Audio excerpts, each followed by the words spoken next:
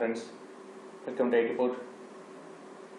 நம்ம முன்னத்த செஷன்லாம் ஒரு டேபிளில் இருக்கக்கூடிய பார்ட்டிஷன்ஸில் எப்படி மெர்ஜ் பண்ணுறது அப்படிங்கிறத பற்றி பார்த்தோம். அதாவது how to merge partitions in SQL Server. So இப்போ இந்த செஷனில் எப்படி ஒரு பார்ட்டிஷனை ஸ்ப்ளிட் பண்ண போகிறோம் அப்படிங்கிறத பற்றி பார்க்க போகிறோம். ஒரு கண்டிஷனுக்கு ஒரு பார்ட்டிஷன் இருக்குது. ஸோ அந்த கண்டிஷனை எப்படி ரெண்டாக ஸ்ப்ளிட் பண்ணி பார்ட்டிஷன் ஸ்ப்ளிட் பண்ணுறதுங்கிறத பற்றி பார்க்க போகிறோம். ஸோ அதுக்கு ஒரு சின்ன ஒரு எக்ஸாம்பிளோட பார்ப்போம். ஸோ ஃபஸ்ட் ஒரு டேபிள் ஒன்று க்ரியேட் பண்ணுறோம். ரிப்போர்ட் லாக், இது வந்து report date time field and report days, அது வந்து இன்டிஜர் காலம். ஸோ இந்த ரிப்போர்ட் டேட்டுங்கிறத இந்த பார்ட்டிஷனிங் காலம் அப்படிங்கிறத மாதிரி வச்சுக்கிற போகிறோம். ஸோ ரிப்போர்ட் லாக் அப்படிங்கிற டேபிள் க்ரியேட் பண்ணியாச்சு. இந்த டேபிளுக்கு டேட்டாஸ் இன்சர்ட் பண்ண போகிறோம். எப்படின்னு கேட்டிங்கன்னா, ஒரு ஒயில் லூப்பில் ஸ்டார்ட் டேட் ஒன்று, எண்ட் டேட் ஒன்று. ஸோ ஸ்டார்ட் டேட் வந்து 1 ஜனவரி 2010, எண்ட் டேட் வந்து 14 செப்டம்பர் 2013. ஸோ ஒரு ஒயிலுக்கும் ஒரு டேட் ஒன்று ஆட் பண்ணிக்கிறோம். ஸோ இந்த மாதிரி கொடுத்து டேட்டாஸ் இன்சர்ட் பண்ணிக்கிறோம். ஸோ இப்போ இந்த டேபிளில் பார்த்தீங்கன்னா அந்த பீரியடில் இருந்து இந்த பீரியட் வரைக்கும் இருக்கிற டேட்டாஸ் எல்லாமே இன்சர்ட் ஆகிருக்கும். ஸோ நம்பர் ஆஃப் ரோஸ் பார்த்தீங்கன்னா 1352 ரோஸ் இருக்குது. ஸோ இந்த டேபிள் வந்து இப்போ பார்ட்டிஷன் டேபிள் கிடையாது.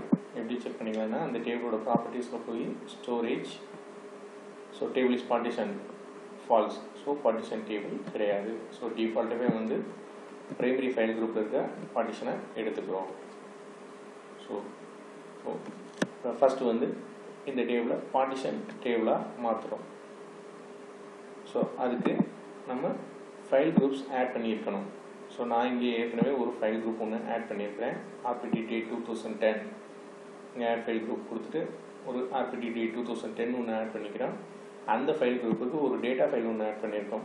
RPTD 2010 file under file group of அந்த RPTD 2010. ஸோ இப்போ இதுக்கு எப்படி பார்ட்டிஷன் கிரியேட் பண்ணலாம் பிளான் பண்ணியிருக்கோம்னா, 31 டிசம்பர் 2010 வரைக்கும் ஒரு பார்ட்டிஷன் ஃபைல். ஒரே கண்டிஷன் தான், 2010 வரைக்கும் ஒரு ஃபைல், 2010க்கு மேலே இன்னொரு ஃபைல். அதாவது இங்கே நம்ம பிரைமரி ஃபைல் குரூப்பாக யூஸ் பண்ணிக்கிறோம். ஸோ இப்போ இந்த டேபிளை நான் பார்ட்டிஷன் பண்ண போகிறேன்.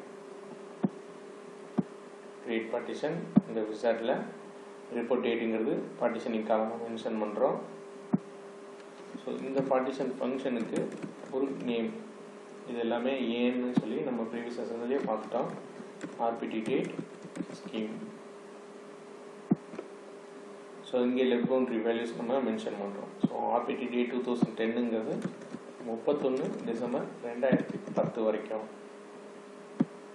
மீத ரெக்கார்ட்ஸ் எல்லாமே, அதாவது 31 ஜனவரி 2011 இந்த கண்டிஷனில் பூராமே அந்த பிரைமரி ஃபைல் குரூப்புக்கு ஆட் ஆகணும் அப்படிங்கிற மாதிரி சொல்லி இந்த பார்ட்டிஷன் விசார்டை கம்ப்ளீட் பண்ணுறோம்.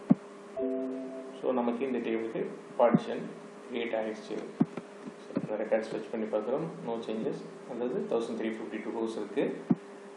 இந்த டேபிளோட ஸ்டேட்டஸில் போய் பார்க்குறோம், இப்போ அது பார்ட்டிஷன் டேபிளாக மாறி இருக்கும். ஸ்டோரேஜ் டேபிள் இஸ் பார்ட்டிஷன்னா through. So number of partition எத்தனை இருக்குது? 2 பார்ட்டிஷன்ஸ் இருக்குது. ஸோ அதே மாதிரி இப்படியும் செக் பண்ணிக்கலாம். சிஸ்டர் பார்ட்டிஷன்ஸில் அந்த டேபிள் நேம் பாஸ் பண்ணோம்னா ஆப்ஜெக்ட் ஐடியில், ஸோ இங்கே 2 பார்ட்டிஷன் இருக்குன்னு காட்டிடும். ஸோ ஃபஸ்ட்டு பார்ட்டிஷனுங்கிறது RPTD 2010, அதாவது 2010 வரைக்கும் இருக்கக்கூடிய ரெக்கார்ட்ஸ் எல்லாத்துக்கும் ஒரு பார்ட்டிஷன். ஸோ அதில் இப்போ பார்த்தீங்கன்னா 365 ரோஸ் இருக்குது. எப்படின்னு பார்த்தீங்கன்னா, நம்ம இன்சர்ட் பண்ணும்போது 1 ஜனவரி 2010 கொடுத்துருக்குறோம். அதோட கண்டிஷன் வந்து 31 ஜனவரி 2010, 31 டிசம்பர் 2010. ஸோ 365 ரோஸ் இருக்குது. பேலன்ஸ் இருக்கிற ரெக்கார்ட்ஸ் எல்லாமே இந்த பிரைமரி பார்ட்டிஷன்ஸில் இருக்குது. ஸோ இப்போ இதில் தான் எப்படி ஸ்ப்ளிட் பண்ணுறோம் அப்படிங்கிறத பற்றி பார்க்க போகிறோம். இப்போ என்ன செய்ய போகிறோம்னா, அப் டு டிசம்பர் 2012 வரைக்கும் அந்த பிரைமரி பார்ட்டிஷனை நம்ம ஸ்ப்ளிட் பண்ண போகிறோம். ஸோ அப்படி பார்த்தீங்கன்னா 2010 வரைக்கும் ஒரு ஃபைல் குரூப்பு, 2010 அதாவது 2011 1 ஜனவரி 2011 31 டிசம்பர் 2012, அதாவது 2 இயருக்கு உண்டான ரெக்கார்ட்ஸுக்கு ஒரு பார்ட்டிஷனும் பேலன்ஸை எக்ஸிஸ்டிங் பார்ட்டிஷன்லையும் வைக்க போகிறோம். ஸோ இப்போ அதுக்கு எப்படி பண்ணுறதுன்னு கேட்டிங்கன்னா, ஒரு ஃபைல் குரூப் ஒன்று ஆட் பண்ணுறோம் எக்ஸ்ட்ராவாக. ஸோ நமக்கு பார்ட்டிஷனிங் பண்ணுறதுக்கு இன்னொரு ஃபைல் குரூப் தேவைப்படுது. ஸோ RPTD 2012 அப்படிங்கிற மாதிரி நேம் வச்சுக்கிறோம். ஸோ இதுக்கு ஒரு டேட்டா ஃபைல் ஒன்று ஆட் பண்ணுறோம். ஃபைல்ஸில் rpt date 2012 f. ஸோ இது வந்து கண்டிப்பாக அந்த புதுசாக க்ரியேட் பண்ண அந்த ஃபைல் குரூப்புக்கு கீழே இருக்கணும். அவ்வளோதான், இப்போ க்ரியேட் பண்ணிட்டோம். ஸோ இப்போ இந்த மாதிரி ஸ்ப்ளிட் பண்ணுறதுக்கு என்ன ஃபங்க்ஷன் யூஸ் ஆகுதுன்னா ஆல்டர் பார்ட்டிஷன் ஃபங்க்ஷன். இந்த ஸ்டேட்மெண்ட், இந்த ஆல்டர் பார்ட்டிஷன் ஃபங்க்ஷனை யூஸ் பண்ணி நம்ம ரேஞ்ச் ஸ்ப்ளிட் பண்ணிக்கலாம். Split range up to 31st left boundary values தான் டிஃபால்ட்டாக இருக்குது 2012. ஸோ இப்படி கொடுத்தோம்னா நமக்கு ப்ரீவியஸாக அதாவது லாஸ்ட்டாக இருக்கக்கூடிய பார்ட்டிஷன்லேருந்து இந்த ரேஞ்சை ஸ்ப்ளிட் பண்ணிக்கிறோம். ஸோ இதுக்கு முன்னாடி நம்ம பார்ட்டிஷன் ஸ்கீமுக்கு நெக்ஸ்ட் யூஸ்டு ஃபைல் குரூப் இது அப்படிங்கிற மாதிரி நம்ம அதுக்கு இனிஷியலைஸ் பண்ணிடணும்.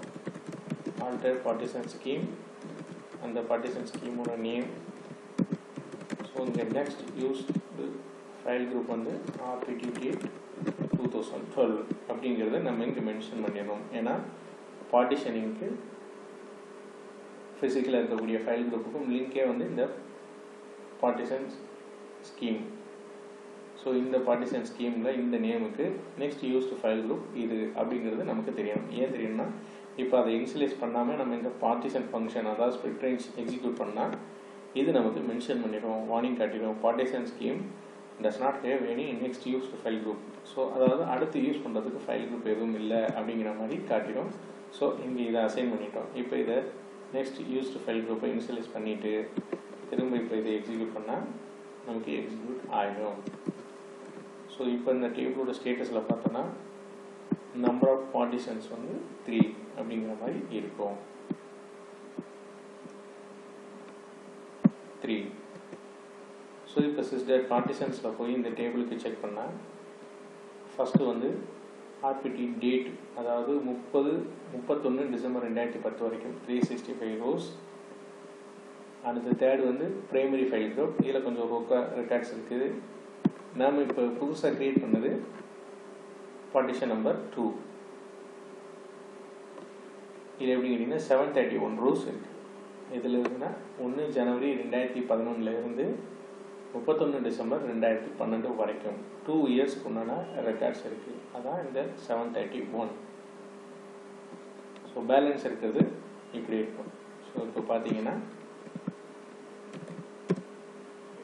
அப் டு டிசம்பர் 2010 வரைக்கும்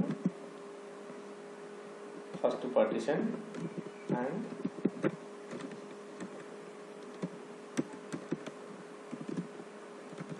ஜனவரி 2011 31st டிசம்பர் 2012 வரைக்கும் செகண்ட் பார்ட்டிஷன், அதாவது இந்த பார்ட்டிஷன் நம்பர் 2. பேலன்ஸ் இருக்கிறது from 1 January 2013 primary file group, அதாவது தேர்ட் பார்ட்டிஷன். ஸோ இந்த மாதிரி நமக்கு டேட்டா ஸ்ப்ளிட் ஆகிக்கிறோம். அந்த பார்ட்டிஷனையும் நம்ம ஸ்ப்ளிட் பண்ணிக்கலாம். ஸோ இந்த வழியில் நமக்கு எத்தனை பார்ட்டிஷனாக வேணால் ஸ்ப்ளிட் பண்ணிக்கலாம். ஃபைல் குரூப்ஸ் மட்டும் ஆட் பண்ணிக்கிட்டே இருக்கணும். ஸோ இதுதான் ஸ்ப்ளிட், ஒரு பார்ட்டிஷனை எப்படி ஸ்ப்ளிட் பண்ணுறதுக்குங்கிறதுக்கு உண்டான மெத்தட்ஸ். ஸோ இந்த மாதிரி நீங்களும் பண்ணிக்கலாம். ஸோ இந்த செஷன் உங்களுக்கு ரொம்ப யூஸ்ஃபுல்லாக இருக்கும்னு நினைக்கிறேன். இந்த செஷன் பிடிச்சிருந்தா லைக் பண்ணுங்கள், மறக்காமல் சேனலை சப்ஸ்கிரைப் பண்ணுங்கள். Thank you friends.